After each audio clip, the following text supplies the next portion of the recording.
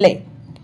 அந்த காலகட்டத்தில் ஐரோப்பிய நாடுகளில் யூதர்கள் அதிக அளவில் வாழ்ந்து வந்தனர். ஆஸ்திரியாவிலும் யூதர்கள் முக்கியத்துவம் பெற்று விளங்கினார்கள். மண்ணின் மைந்தர்களை விட யூதர்கள் வாழ்ந்த வாழ்க்கை ஹிட்லருக்கு அறவே பிடிக்கவில்லை. ஐரோப்பிய நாடாளுமன்ற நடைமுறையும் அவருக்கு வெறுப்பை ஏற்படுத்தியது. இவை அனைத்திற்கும் மேல்மட்ட அளவில் நிறைந்துள்ள யூதர்களே காரணம் என்று எண்ணினார் ஹிட்லர்.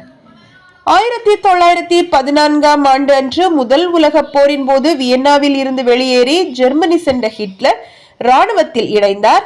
போரில் ஜெர்மனி அடி வாங்கியது. ஆனால் அகன்ற ஜெர்மனி கனவு ஹிட்லருக்குள் புகைந்து கொண்டேதான் இருந்தது.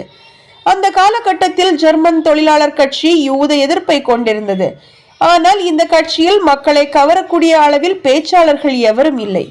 இந்த கட்சியில் சேர்ந்த ஹிட்லர் குறுகிய காலத்திலேயே பேச்சு திறமையால் கட்சியின் தலைமை பொறுப்பை பெற்றார். கட்சியின் பெயரை